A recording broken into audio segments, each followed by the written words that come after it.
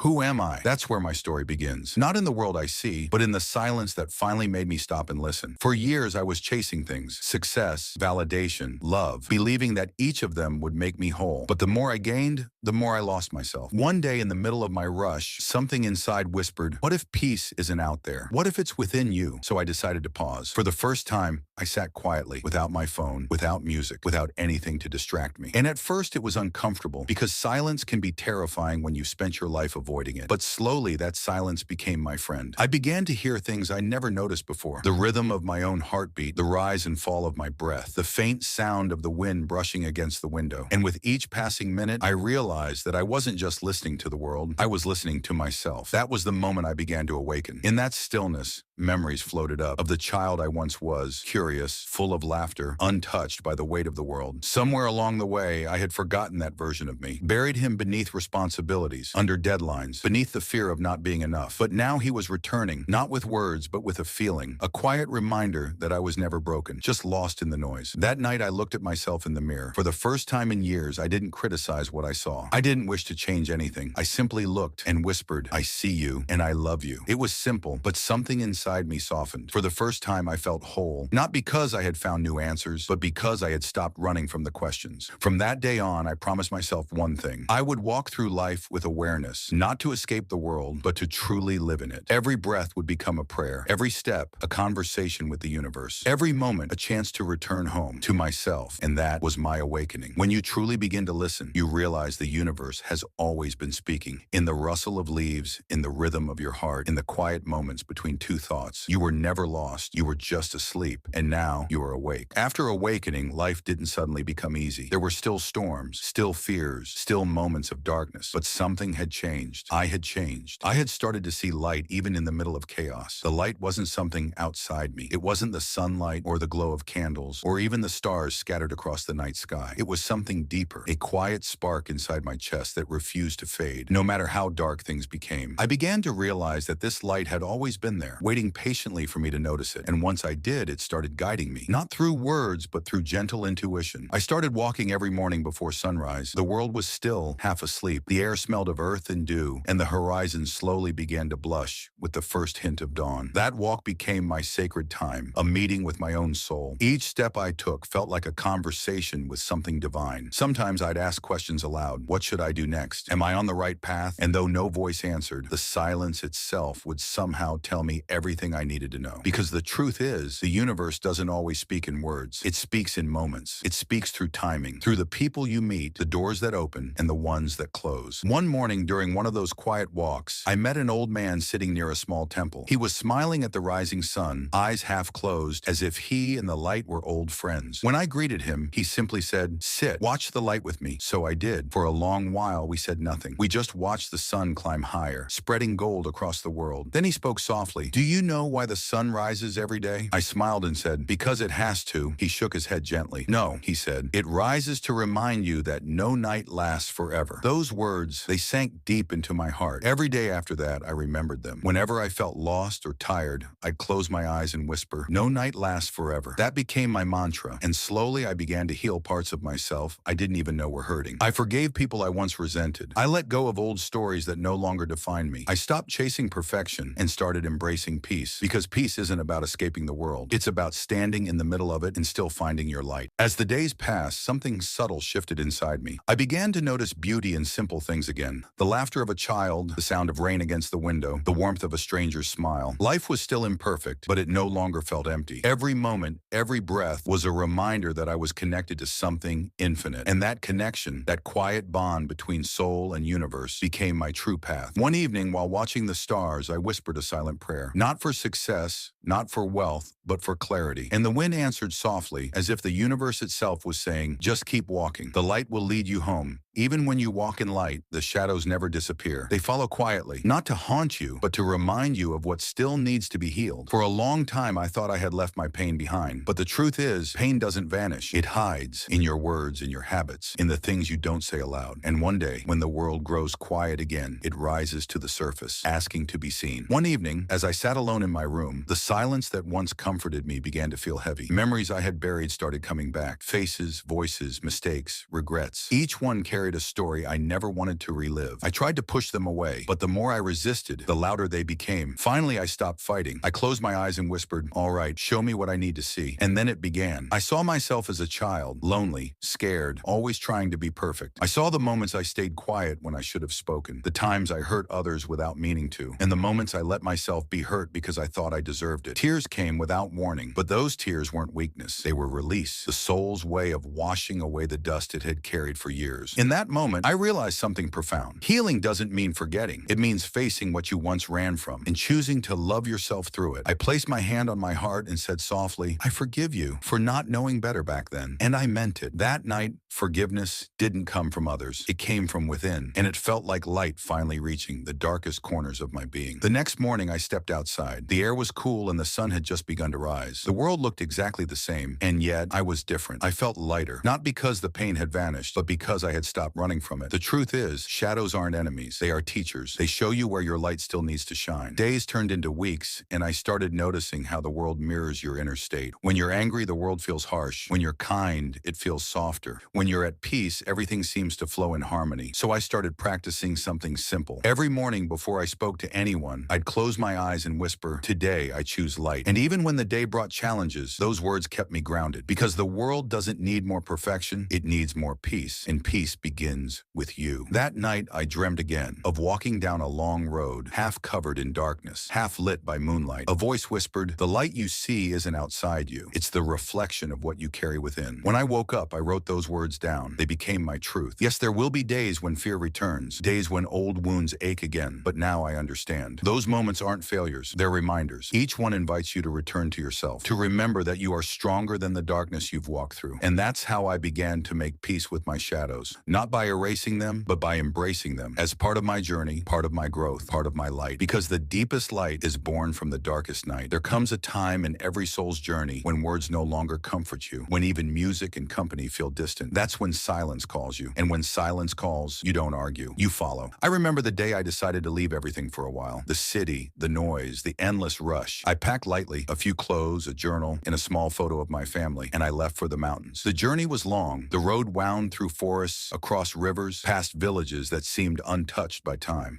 When I finally reached, I found myself standing before a mountain that seemed to touch the sky. Its peak was hidden in clouds, its silence deeper than any temple I'd ever visited. I felt small and somehow free. There was a small hut where I stayed. No electricity, no internet, just a wooden bed, a candle, and the sound of wind moving through the trees. At first, the quiet was unsettling. The mind doesn't like silence. It tries to fill it with noise, with memories, with what-ifs. But the longer I stayed, the more I began to hear the language of stillness. The crackle of fire became music. The rustling of leaves felt like prayer. The sound of my own breath was enough to calm my heart. One evening, I climbed a nearby hill to watch the sunset. As the sky turned gold and crimson, a deep sense of presence surrounded me, as if the mountain itself was alive, listening. And for the first time, I understood. You don't go to silence to escape the world. You go there to remember it. Because silence isn't empty. It's full of answers. Days passed like gentle waves. I meditated. I walked, I wrote. Sometimes I'd simply sit by a stream for hours, watching the water flow without resistance, never fighting, never stopping, just moving gracefully toward its destination. I realized that's how life should be. We struggle so hard to control everything, but real peace begins when we learn to flow. One night, as I looked up at the stars, I felt something shift inside me, as if every question I had ever asked had dissolved into one quiet truth. You are where you are meant to be. The mountain didn't speak those words. It didn't have to. Its silence said everything. But silence isn't always peaceful. There were moments of deep loneliness too. Nights when I missed the world I had left behind, the laughter of friends, the warmth of a familiar voice. Those were the hardest moments because they tested my faith. It was then I learned the difference between being alone and being with yourself. Being alone feels empty. Being with yourself feels full. Because in that space, you begin to feel the presence of something divine. One morning, after days of solitude, I climbed to the top of the mountain. The air grew thinner with each step, but I kept going, not to conquer it, but to meet it. When I finally reached the top, the world opened opened below me. Valleys, rivers, villages, all bathed in soft light. And in that vast silence, I closed my eyes and whispered, I surrender. Not out of weakness, but out of trust. Because I finally understood the universe doesn't need me to control everything. It only asks that I trust the path. From that day, I stopped searching for meaning. I began to live it. Every moment became sacred, a conversation between my soul and the world. The mountain had taught me the greatest truth of all. You don't have to climb to be closer to God. You just have to be still. And in that stillness, you'll find that the mountain was never outside you. It was within you all along. After weeks in the mountains, the day finally came when I had to leave. The silence had become my companion, the wind, my teacher, and the sky, my friend. But life was calling me back. The world I had left behind was still waiting. The people, the noise, the unfinished parts of my story. And though a part of me wanted to stay forever, I knew the purpose of peace is not to keep it, but to bring it back with you. As I walked down the narrow path from the mountain, I felt a strange mix of emotions: gratitude, sadness, clarity. Every step downward felt like a reminder. You can't live on the peak forever. The climb teaches you who you are, but the descent teaches you how to live it. By the time I reached the village below, the world felt both familiar and completely new. The sounds, the faces, even the dust in the air. Everything shimmered with meaning. Because when your vision changes, so does the world. I stopped by a small tea stall on the way back. The old man who served me smiled and asked, "Where have you come from?" I smiled back and said softly, "From silence." He laughed, not understanding, but his laughter felt like a blessing. And in that simple moment, I realized something profound. You don't need everyone to understand your journey. It's enough that you do. When I returned home, everything looked the same. The old walls, the photos, the books on the table. But I wasn't the same. I began to live differently. I spoke less, listened more. I stopped rushing. I noticed the sky, the scent of rain, the warmth of sunlight. I started to treat every ordinary thing as if it were sacred, because it is. People around me asked, "What changed you?" I smiled and said, "I finally met myself." And that's the truth. The greatest journey isn't across oceans or mountains. It's the distance between your mind and your heart. Once you cross that, you never lose your way again. One evening, as I watched the sun set from my window, I remembered the old man from the temple, the one who had told me no night lasts forever. He was right. Every darkness has an end. Every storm carries its own light within it, and every ending is just a quiet beginning. I began writing again, not to be heard, but to remember. Each word felt like a prayer, each sentence like a step back into grace. I wrote about the mountain, about silence, about forgiveness and faith, and somewhere between those words, I found God again, not as a figure in the sky, but as the stillness inside